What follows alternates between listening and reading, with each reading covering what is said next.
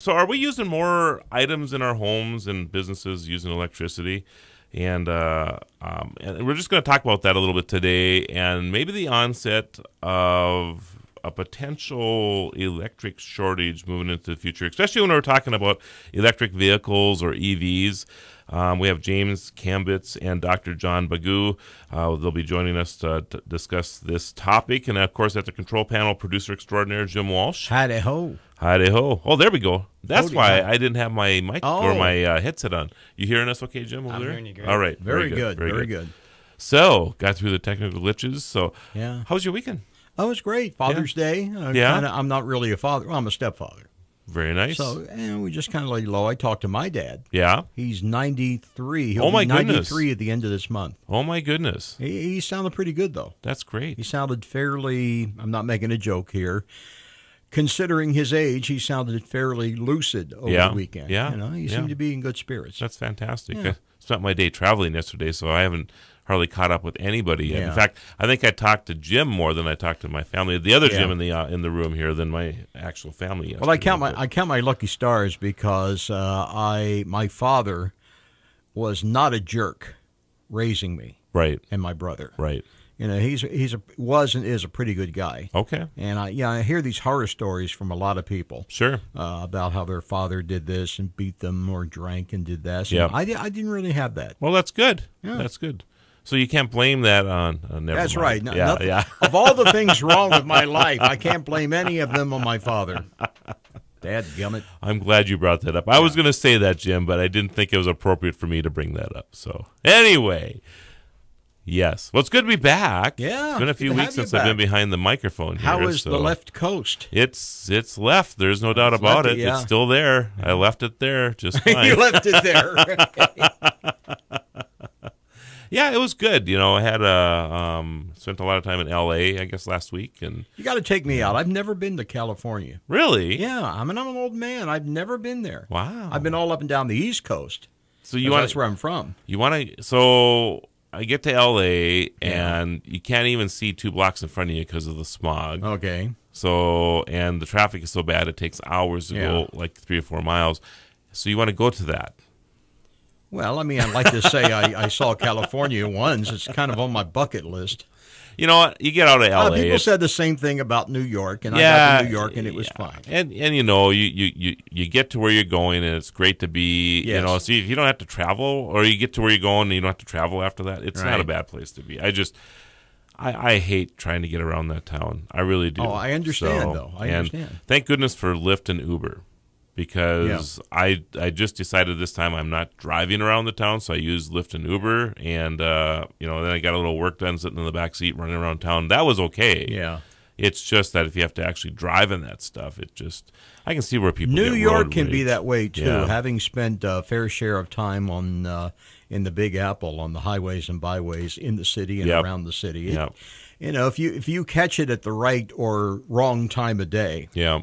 the good thing to do, though, is get in the city as efficiently as you can, and then just rely on the subway or the Right. or the taxi service, And which is pretty good. And I'm hopeful that with the advent of or onset, I should say, of autonomous vehicles, that will really clear up a lot of more efficient use of the roads and all of that good stuff that's coming at us. So it's got to get better. It really can't get much worse than what they have going on in L.A. So just saying. But And not only clear up the traffic, but clear up the smog as yes, well. yeah. If the trend is continuing that the autonomous vehicles are electric, and if the trend in California is to persuade and convince anybody who builds something new to put solar on their houses and all the other really forward-thinking legislation, then we won't have that smog as well as less traffic. Right. So I wonder. So I think is it 2020 that California has enacted that if you build a new house that you have to be self-reliant, Right. meaning that you have to have solar panels and whatever else on the house in order to make that happen. I believe it's 2020. John might know. He's John Bagoo over there. Yeah. So let's bring. Actually, we should just introduce you guys. California stories. So on the phone joining us is Dr. John Bagoo and in studio James Kambitz. They are both with a new startup based in North Dakota called LightSpring. introduced to these people actually last night. We had a nice meeting and thought we would talk a little bit about solar and how it's going to be impacting us in the near future. So welcome to the show, Dr. Bagoo. Thank you. I was listening to all your nice chatter at the beginning. It's nice to start off the show after a weekend and you can talk about what's happened.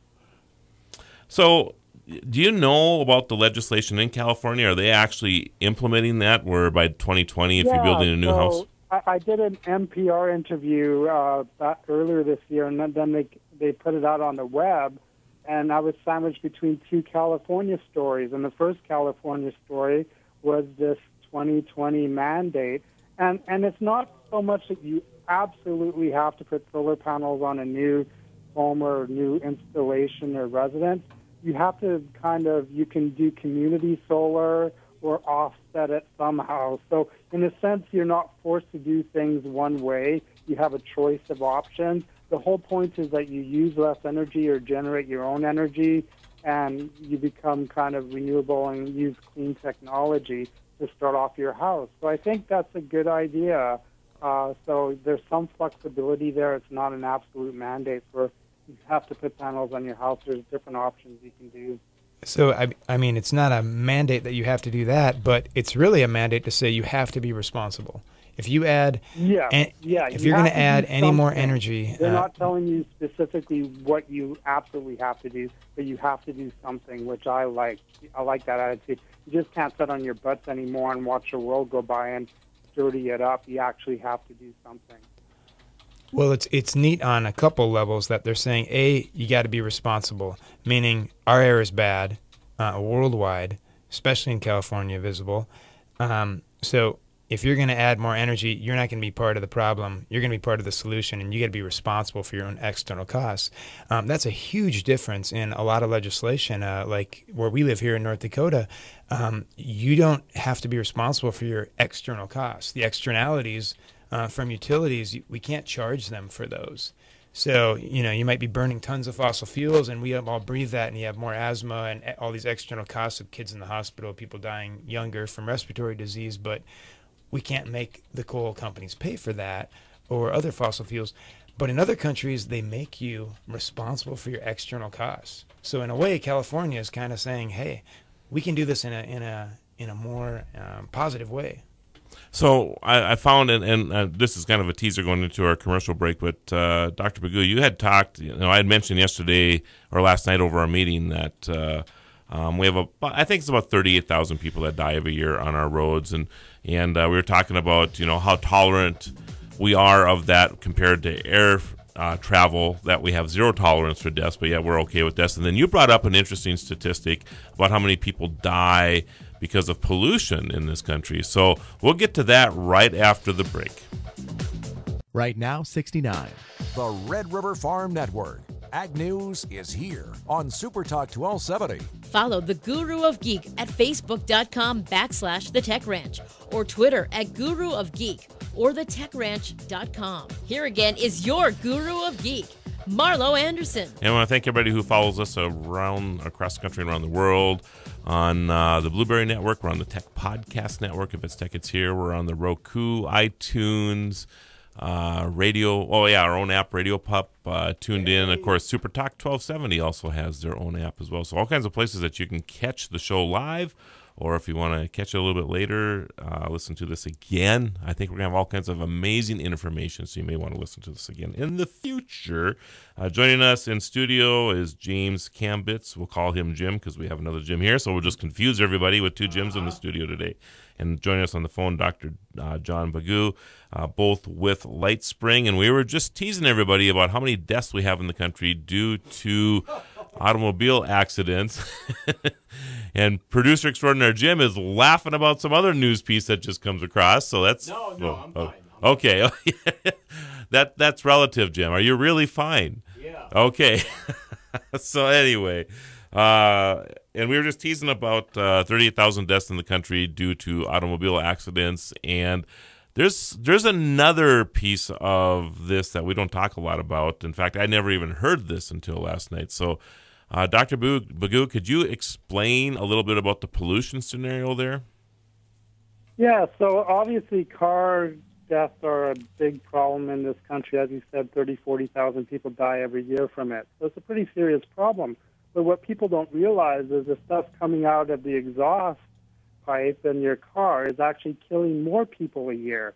MIT did a study back in 2013, and they found 53,000 Americans die every year from vehicle exhaust emissions. And then they also found that 52,000 Americans die every year from power plant emissions. So if you take those two numbers, air pollution numbers combined in this country, 105,000 people die every year from air pollution, specific to vehicle exhaust and power plant emissions. And then what's even worse is the CDC released a series of studies and kind of a comprehensive evaluation of all the studies, and they found most people affected by this air pollution from vehicle exhaust and power plant emissions are young children.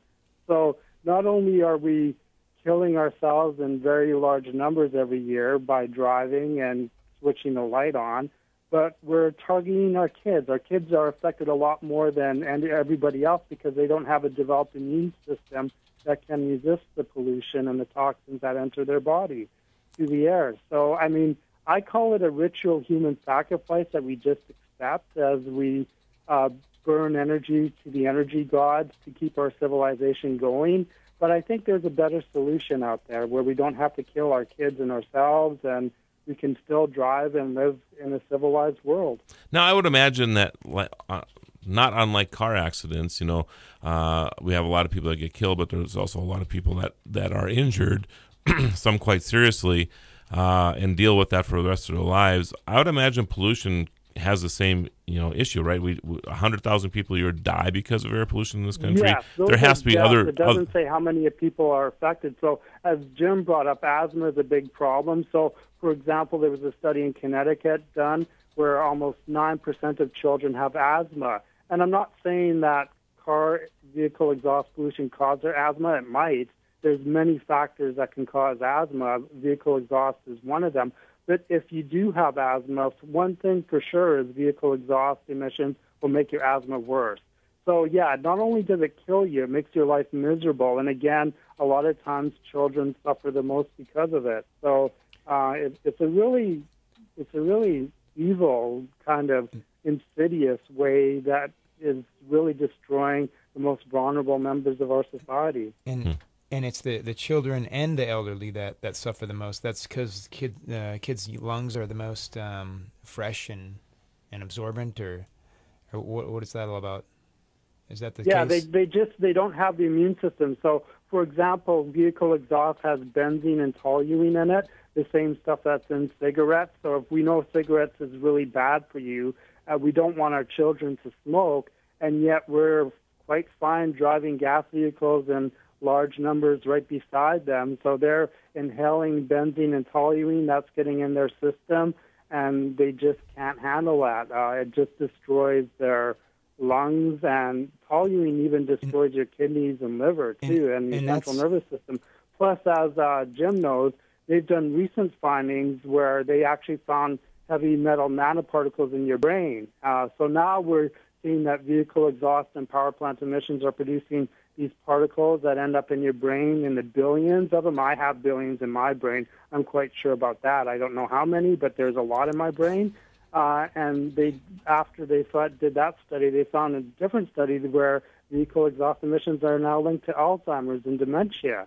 So not only are we poisoning our hearts and our lungs, but we're also poisoning our brains at the same time. And I think your brain you want to protect as much as possible. And Alzheimer's and dementia, as the people have noticed, especially people who live with it and themselves or and others close to them, is one of the worst things. There's fate worse than death, and that's one of the fates worse than death, in my opinion, too. And so this is what made you and your wife say, hey, wait a minute, we have a young daughter. This was, 4 or 5 years ago? What's your story? You said enough of this? We got a young daughter, and we don't want air pollution, much, so we're going to get once I became a parent, I felt the need to protect my daughter from all the bad stuff out there, the bears, the tigers, the wolves, anything out there that could harm her. I really felt this strong desire to protect her.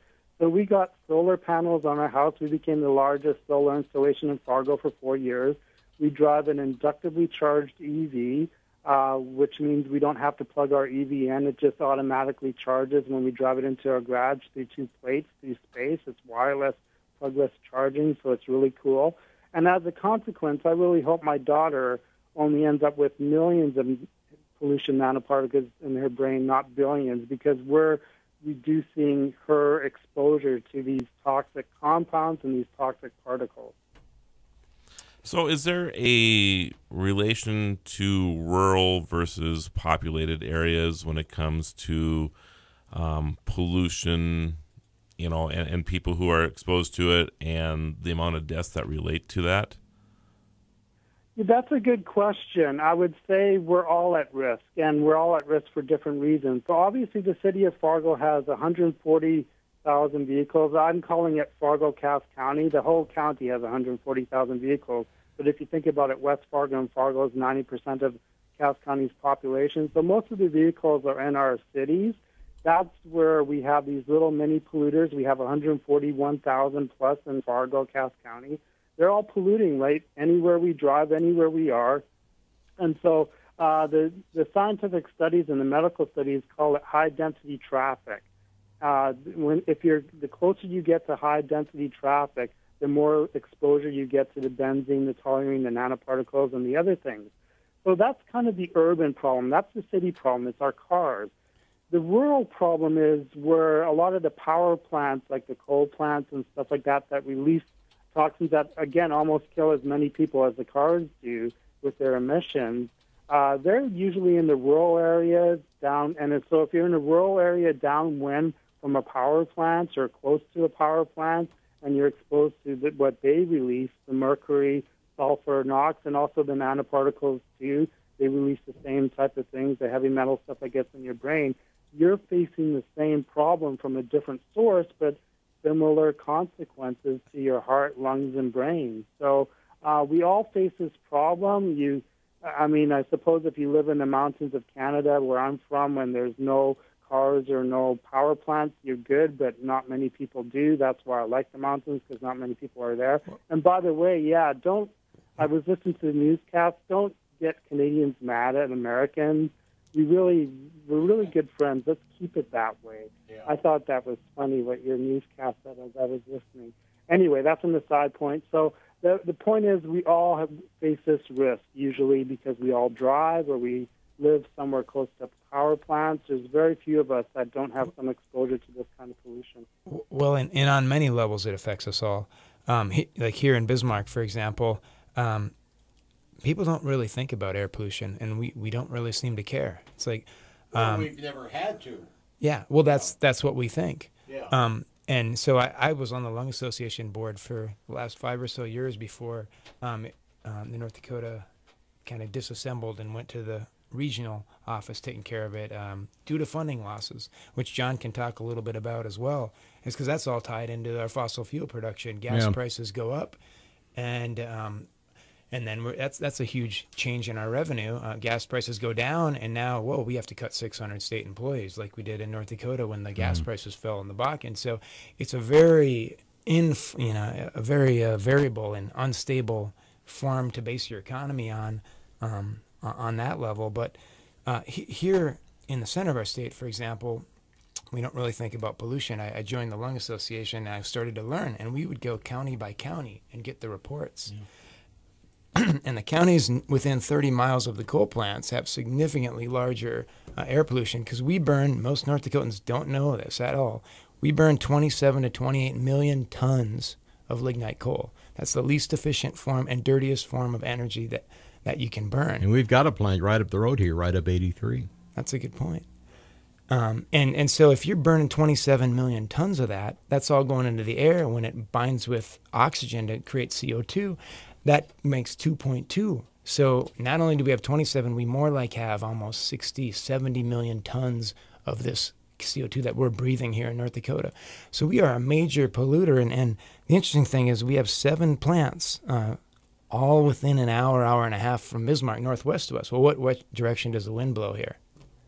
pretty much northwest all the time. Yeah. So if you're living in Bismarck, you're breathing some of the worst air in the nation, but it doesn't go detected. We don't know about it. And even in the Lung Association, we were saying, how can we be getting these good grades on our air quality when we're burning that much coal right next to us? And the reason why is because we monitor and we average it out. So you've got places, farms all over, far away from the coal, northwest, northeast part of the state, and we average in their quality with our quality. If someone looked at just this little, the USA Today report calls it a toxic hotspot, the center of North Dakota, it would never be allowed. But because we average it, our system really isn't accurately representing how much pollution we're breathing here in this center state. We got higher asthma, we got higher COPD just because of it. But it goes unscreened. So after the break, everybody, we're going to discuss how we can possibly fix this issue we have going on. So and keeping jobs without hurting any jobs. Yes. We want North Dakota clean jobs and coal jobs too. Right now, 69. Here's Sean Hannity, weekday afternoons on SuperTalk 1270. We're back to the Tech Ranch. Stream this program now at supertalk1270.com. Here is your guru of geek, Marlo Anderson. And now that we've effectively scared everybody, we're going to give you solutions to the issue. And that's the thing with technology. I mean, technology brought what we have forward. I mean, you could make the claim that life was a lot worse before we had electricity. I'm just saying, right? Yeah. And a lot more people. When we had horses, we had a pollution problem of a different. That's absolutely correct. A horse of a different color. That is absolutely correct, and it was a significant problem. Yes, I mean, it killed a lot of people, a lot more than probably what we are killing off now with the current state. However, we have technology that can eliminate this problem now too, and that's what's wonderful about it. So, I'm curious, Dr. Bagoo, is there what if we were to move to renewable energy? What, and I know that Elon Musk did this little thing about this here not too long ago, but how many solar panels would we need in this country to actually produce enough electricity to, make a difference?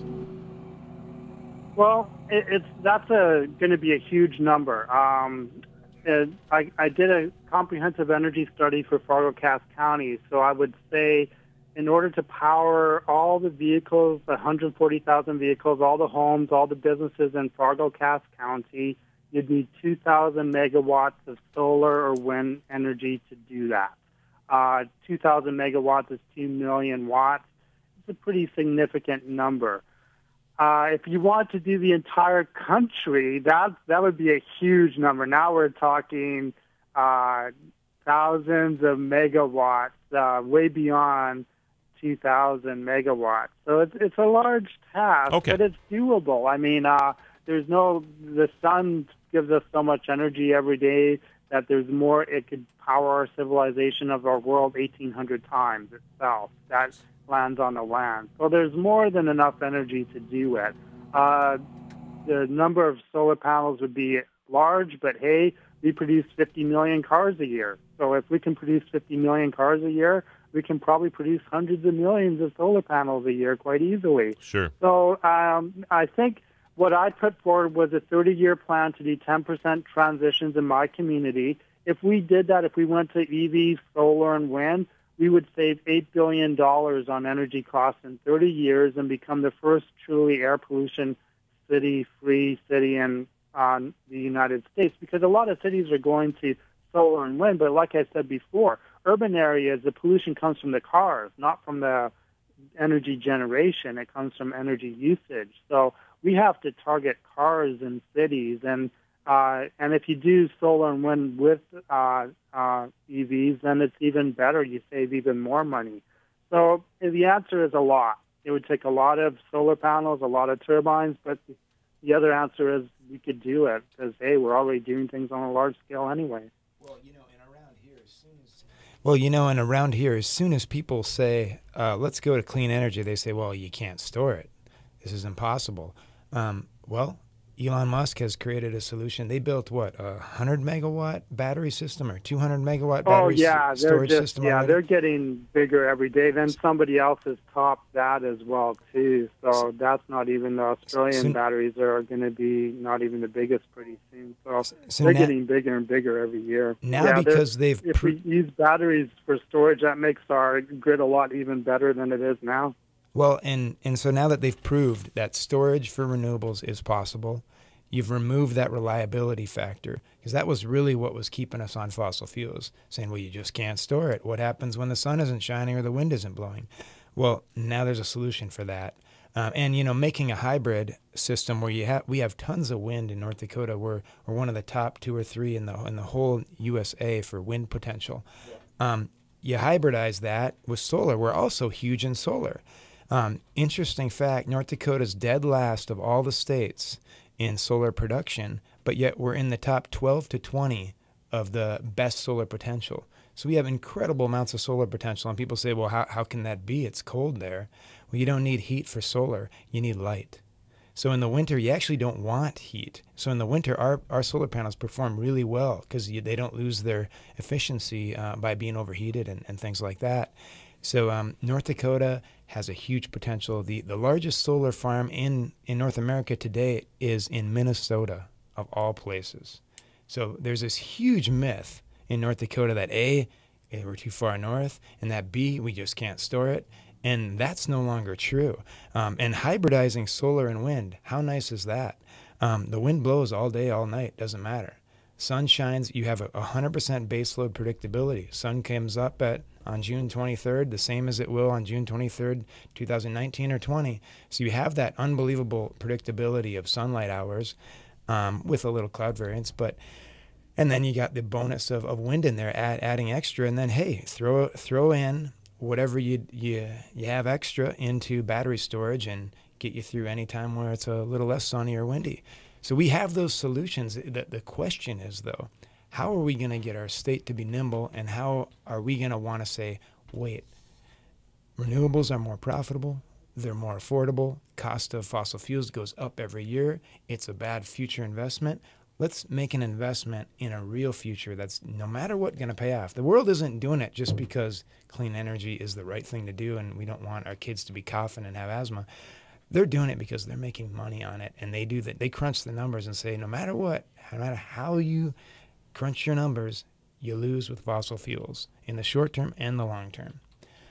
So it does, but to be honest, it does take a smart grid, and it takes a lot of rethinking things and technology as well. And that's one of the reasons we created LightSpring. We're sitting here in North Dakota. We see this incredible potential, and we said, well, we don't have an energy choice. I want to get an electronic vehicle. I want to power it by the sun, but I don't have that choice. And John said, well, I'm a doctor here, and I can figure this out. I'm a designer. We got some engineers. Let's make it. So, John, why don't you just tell us what you built for your house? You basically put solar panels on your house, and then you created your own little battery backup system, because at the time, 4 or 5 years ago, they didn't exist. Tell us what you did to solve this yourself. Yeah, so in a sense, I had to go through the process, and it was a learning process, and I've had panels now for over 5.5 years, and like you said, Jim, almost every year I get 9,500 kilowatt hours a year, more than my house uses. We now power our EV. I just did a quick calculation between February and October of 2017. I spent $100 in those 9 months powering my 2,700 square foot house and my one electric vehicle. So for $11 a month, I was for all my energy costs for my house and car was basically $11 a month for 9 months. The other 3 months, I'm spending maybe $50 to $100 on energy for my house and car combined. So it's really a cheap way to go. You save a lot of money. Like I said, if you don't care about the health impact so much or the environmental impact so much, and some people don't, that's okay. Everybody's entitled to think what they want. I can't think of anybody who wants to go waste money all the time. So if you really want to save money at a personal level, think about getting solar panels and think about getting an electric vehicle, because if you combine those two clean technologies, you end up saving a lot more than the solar panels by themselves or the EV by themselves. So, of course, I have. What did it cost you to set this whole thing up, Dr. Pago? You know, I don't even want to tell you because I spent a lot of money 6 years ago to do this. And things have gotten so far down in price that my value is irrelevant now because you just don't spend that much money as I did 6 years ago. So on tell us solar, what we need today. even with electric John. vehicles. So basically, I think you can get a fairly good system that's almost as efficient as mine in terms of energy production for under $10,000 net price. And that's just pretty cheap compared to what we spend on kitchen renovations or patio decks or anything else. It's on par with those kind of things, a fence. You can now get solar panels. And it comes to electric vehicles, if I go, but you can now get a Chevy Bolt or a Tesla Model 3. I think you got one, didn't you, Marlo? Well, I had it on order. I actually canceled it. Oh, it's on order. Okay. Yeah, unfortunately. You'll love it when you get it. I've already driven in the first one in North Dakota. Okay. It's fantastic. Yeah, I've been Very in them quite a minimalistic. few times, too. They're great amazing. Vehicle. They are really. But you can now get an EV, which has over 200 to 300 mile range to it, and it's less than the average price of a normal gas vehicle. And you save a boatload of money driving it. I drive for free. Try and beat that. No, I don't drive for free. I spend $11 on energy during most of the year per month for my house and car. So it's not absolutely free, but it's pretty dirt cheap.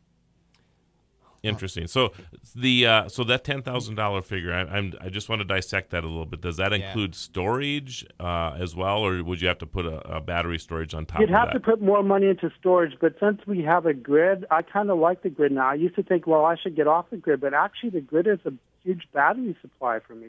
I paid $20 a month to rent it. It's kind of like an energy internet where I'm sharing energy back and forth at every second. It can change. So it's just like the internet. I call it the energy internet. But yeah, that $10,000 doesn't include batteries. But if you're living in an urban area on the grid, you're pretty much okay most of the time. Now, I do have a battery backup survival thing, which can be used for emergency purposes. It's not a lot of energy, but it could power half a day's worth of my house during normal operations, and it would do my sump pump in the summer and my furnace in the winter. So we could survive for a lot longer if we rationed our energy during emergency situations. So the batteries are getting better. They're getting cheaper too. But in a sense, most urban people don't need batteries. They're fine with their grid. So for that $10,000 though, let's be clear.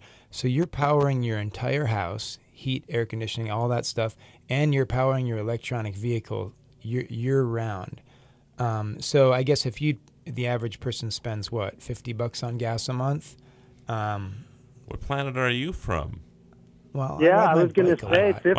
My rental car I had last week cost $70 to fill up in a week. Never mind dollars. Okay. So that depends on what the price per gallon is. Wow. So let's say $200 a month times 12, 2,000, $2,500, let's say, and then heating bill, heat and electric, let's say $200 a month. So let's say $4,000 a year. You paid for that investment in 2.5 years. Yeah, it's pretty good. You have 23 years of free. We'll dissect that more after the break. Sure. Currently 71 degrees. Dave Ramsey is heard here. SuperTalk 1270. Follow the Guru of Geek everywhere he goes. Post your comments or questions at thetechranch.com. Once again, your Guru of Geek, Marlo Anderson. And we're dissecting the cost of solar while the lawnmower runs back and forth outside of our window here. So if you hear that occasionally, that's what's going on. But it's a good sign. I love the fact that we're mowing grass. There's grass to mow. That's right. It's summertime. So do you have an electric mower, Jim? I have a push mower. Okay. Yeah. But no. Once I get solar on my house and my home battery system, I'm going to electrify everything. You are? Okay. Yeah. Okay, interesting. So how new of a push mower do you have? It's a pretty new one. Okay. They've really increased the technology on those things too. Yeah. I remember as a kid I had one, and I pushed one in a superstore here not too long ago. There's nothing to it. Yeah, they glide. It's amazing. Great ball bearings. Yeah. super sharp, razor Yep. sharp edge. Yeah, yeah. Then they do a nice job. nice. They really do Yeah. a nice job. So, not to get off topic here, but No, we it's really totally want on topic. we really want to dissect the cost of installing a, basically a solar system in your house. And Dr. Bagoo has did this, 4 or 5 years ago now, was it, Doctor? Yeah, I've had panels for 5.5 years. It's Okay. going on to 6-year anniversary. So I've been living with them, and then I've been driving an EV for over 2 years. Okay. And I really have to say, the cost of solar, the payback goes up really great if you do combine your driving with the solar. Yes, that's the big You get deal. a lot more bang for your buck that way.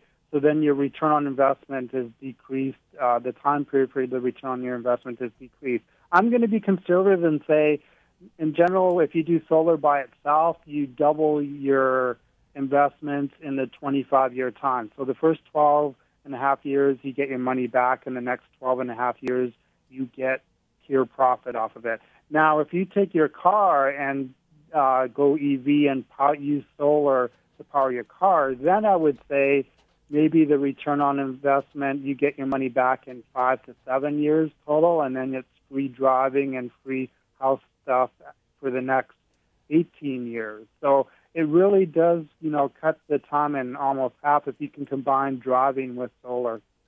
I wanted to add up what free driving means.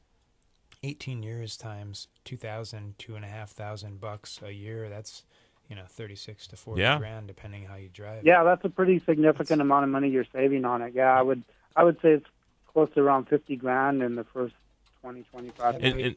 And you have adaptive charging in your garage as well. So you just Inductive. inductive. I'm sorry. Charging. I've been working on my It's 3D almost printer. like the So Borg, where they adapt. My charger doesn't adapt to other cars. It's just exclusive to my car. right. Yeah, I was just saying I've been working on a 3D printer. That's adaptive printing. So I always get the two terms mixed up. But so inductive. So you pull your car in the garage and it just starts charging. It's kind of like a car wash, it's almost like a car wash where you have to, when you drive into a car wash, you have to position your car perfectly for the car wash to wash it. I have to do the same in my garage, and it has arrows. It lets you know if you're too far left or right to move forward or backwards, and then boom, it starts. You get used to it after the first few times. Sure. Now driving into it is pretty easy. So you never stop by a gas station. So you never waste. Nope. That's the other thing that I think people have to think about. Maybe we don't waste a lot of time at gas stations, but there's time. I mean, I always think it's just a pain in the butt to actually run over to a gas station to fuel all the time. You never do that. I'm trying to. I just want to think about this before I say it. I've been to a gas station once in the first 6 months of this year. That's because we still have one gas vehicle for our other vehicle, but we use it a lot less because if you have a choice between a gas and electric, and your electric is free almost to drive and your gas costs money, you kind of go with the free vehicle.